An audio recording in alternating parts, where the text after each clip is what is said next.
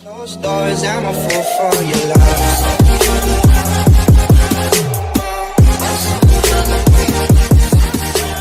Hey everybody, it's Zach, aka Zach's Reviews. We are back again with another video. And guys, I just got done with Superman and Lois, and this episode was so good. We're getting to the war that what's his face? Was it John something? John Irons, or John Henry Irons.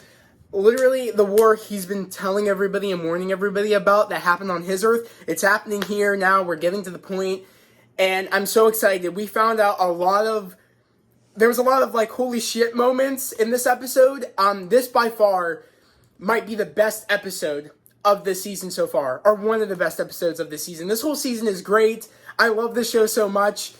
Especially coming out, watching this after watching The Flash, which, as you guys know, I'm just, like, over The Flash, literally. But I love this show. It's always something to look forward to. It's, like, the one thing I look forward to on Tuesdays. And this episode was phenomenal. We start off this episode with Leslie, Lar, and Edge. And we see, like, flashbacks of them talking to Emily, which is Lana's friend. And we end up seeing how, like, he's offering her pretty much what he's been offering everybody. What he offered, Leslie, Lar, with the X-Kryptonite, so they can have powers and also be like their best selves in a sense. And it was cool to see how I was wondering when he was going to start. We saw the recruitment of Emily, of Lana's best friend, and people, but it hasn't been successful except for Leslie and the other dude. So when, we see it happening and we see how she's going through the process of, with the X-Kryptonite and, becoming, having powers, Kryptonian powers, and as we end up finding out is that the Kryptonian DNA, I guess, and their essence are going into them and they can be controlled by Edge, by I guess a noise, I'm assuming, the noise that Lois uses from as an alarm for, Clark to come home or that she's in trouble. I'm assuming, because that's what we're hearing when they're being triggered. So I'm assuming that's what's triggering it. All I know is that, I was afraid. I was like, oh my God, is this showing that that's going to happen? And we're going to spend the entire episode trying to prevent Emily from getting those powers and saving her. And we feel the tension building with Lana, saying she's okay with doing the undercover work for Lois and working together, trying to expose Edge and Leslie for what they're doing. And we just see that building, and I'm afraid, I am thinking, oh my God, is Lana going to die? Because, in a way, she's doing this undercover work, but there's no way Edge does not know this is happening, especially with Leslie always over Lana's neck, watching, everything that she's doing. So I was like, oh my God, what's going to happen? What's going to happen? And, us pretty much, going into this episode where that's happening, and, Clark is pretty much going to be working with Lois, trying to figure out what's going on, putting everything together on why Smallville. We know the X-Kryptonite's there, but why is everything else happening? And we end up finding out of there's other kryptonite when Clark came to Earth, of there's different kryptonite everywhere in different areas, and that's how kryptonite became a thing, is because it was a part of his home world and stuff. But there's different variations of kryptonite, and X-Kryptonite is only in Smallville, but it's affected people throughout the years, and he's not there just because of that. He's there because of the people that the X-Kryptonite affected. And I guess that's the key of making the powers work, is because it's adapted into already in their DNA for it to work. So that's why it's he's only using it on people from Smallville throughout the years of when the crash came of Clark coming to Earth. So I thought that was cool. It was the people he was after and that's how the powers are working is because of the people, and it's adapted into their system to work. I thought that was so cool that I was just not expecting that, and that was just so cool. He wasn't there for the X-Kryptonite. He was there for the people that the X-Kryptonite affected. And we ended up finding out that Leslie, that's not a real name, and the other dude, the big bald dude that was in the end of the episode, they were from Smallville. He's been going after people from Smallville. And we ended up finding out, Emily gets the powers, that actually did happen, the back and forth where we see her going through the procedure to get those powers. And so Emily's affected, And we and pretty much Lois asked Lana, have you seen anybody get affected or anything out of the ordinary? And we ended up seeing Emily get up in front of her daughter's recital or talent show, and that's when Lana notices something wrong. And that's when she goes, because she gets the, alarm, I guess, from Edge to go after Lois, which we end up finding out that they know that Superman is hurt because of, I guess, because of like they know about the situation because that guy was undercover with Sam's group of the military group, and like I guess wanted that to happen because they knew about the experiments they were doing of the kryptonite and stuff to make him weak, so that he was a ploy in there to make all that happen because that's all part of their plan. So they knew that he was busy doing that, and they could go after Lois because he was weak and it affected him. And what I love is that that was a part of their plan, but also they don't know about Jordan having powers, and it affected Jordan with his freeze breath going on a fritz.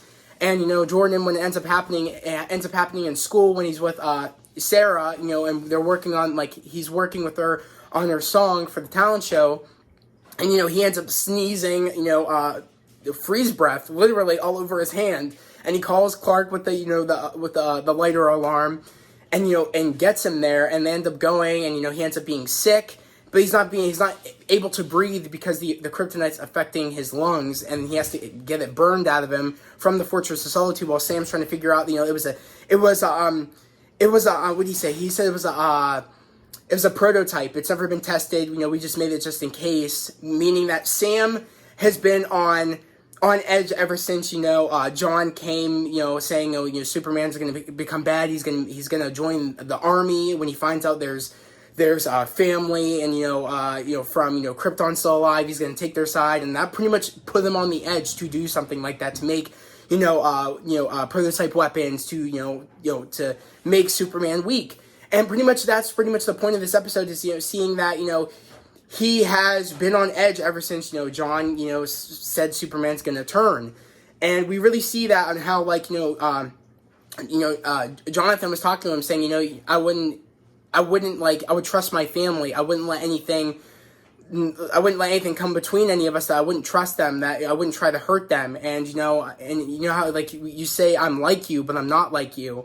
I wouldn't be afraid of my family and stuff like that. And that was a really good moment between Jonathan and Sam, is that you'd think the two humans of the group or whatever of the family. He thought that, we're alike, you and me, Jonathan. We have to protect them. We always have to be we're not like them, strong and all that stuff. We should be scared of them. But, Jonathan's I'm not scared of my family. I would never be scared of my family. I know you've seen some things, but I wouldn't try to hurt. Why would you try to hurt your family? And I feel like he kind of understood that, because he ends up in a way trying to sacrifice himself in a way. When we end up finding out that Emily and that dude are after Lois, he ends up coming in there with one of the prototype weapons to take them down. So Lois and Jonathan can get out. And I love how they're running to the barn, and I love how Jonathan took the guns from John's vehicle, from John's trailer, when he was because he wanted to defend himself. He didn't want to be weak. And I love how he was able to shoot the gun. That was such a applauding moment, because I see Jonathan becoming an awesome protective warrior, a part of the family, protecting himself and protecting his family.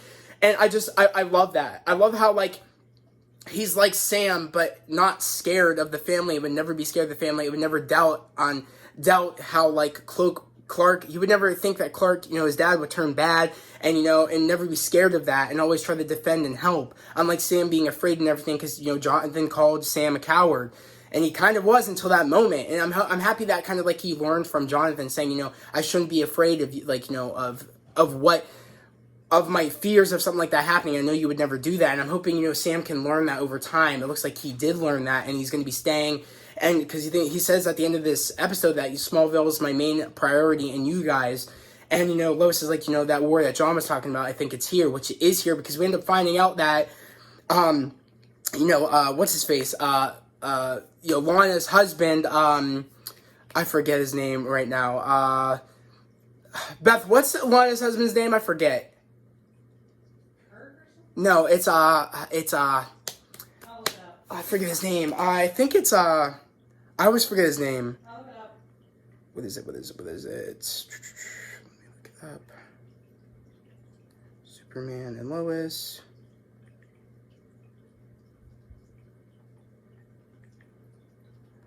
I forget it. Kyle. Yes, Kyle. We end up finding out that Kyle actually has powers. He actually, because it makes sense too. Because the moment where he goes back to his home after the whole situation where he's going after Lois, but he was being controlled by, he was being controlled by Edge. And the Kryptonian side was taking over the soul. I guess the Kryptonian souls are taking over. That's what he's been trying to do. And what I love is that Sarah says, "Are you drunk again?" And I'm thinking to myself, "Oh my God, I was like, when did he get powers?" Until she said that.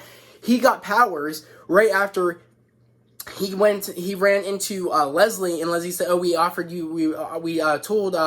Well, she's like, "Oh, we're sorry to hear that you turned down the job that we were offering," which she did that as a ploy to get him to take the procedure. She did that on purpose.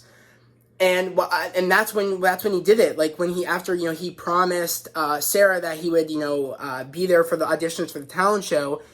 After he heard that, he so-called was drunk, but he did the procedure, because we saw that moment in the beginning where we see Leslie opening the door and we see Edge, and that's the moment where Kyle walks in. So that makes sense. And then when he says, "Oh, I'm sorry, I was drunk, I was sad, after I heard that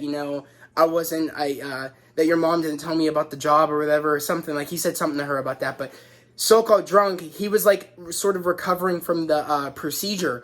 I love that. I love how they can do those sneaky ploys behind our backs without us really picking up on some things. I want to know in the comments if you guys picked up on that when we see him saying he was drunk to Sarah in the first place. I didn't put that together, and until she said, "Oh, you were drunk." I'm like, that's when he did it. When he said he was drunk, but he was actually recovering from the procedure.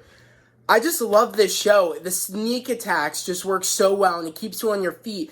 Especially, I was worried that, oh my God, is Lois gonna die? Is Jonathan gonna die right here? Because Clark is in the fortress trying to burn the kryptonite out of Jordan's chest. Are they gonna make it back in time? Is Clark gonna be strong enough? How long does this this prototype last, affecting Clark? And that moment where we see Clark, hearing the crime across the globe, and he ends up flying there. That was a cool fighting sequence, especially the bullets, hitting him and stuff, and the ricocheting and all that stuff was all cool stuff.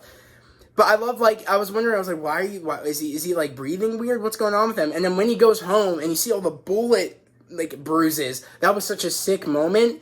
I love seeing the human elements of Clark. I love seeing how they really showed his reporting in this episode, his reporting side, his human side. I love those moments. It really, you don't see that. That's the one thing I hated about, Zack Snyder's movies with Superman and stuff, is that they didn't show enough reporting, and that was my biggest issue, because there's so much human, elements to, Superman. That's the most important part, is him being Clark Kent and the human side of him. It's the cool benefits of him being Superman and all that stuff, but it's the human side of him that are such a big aspect of who he is as a person. I just feel like we didn't get a lot of that, and I just love how this show just executes that so freaking well.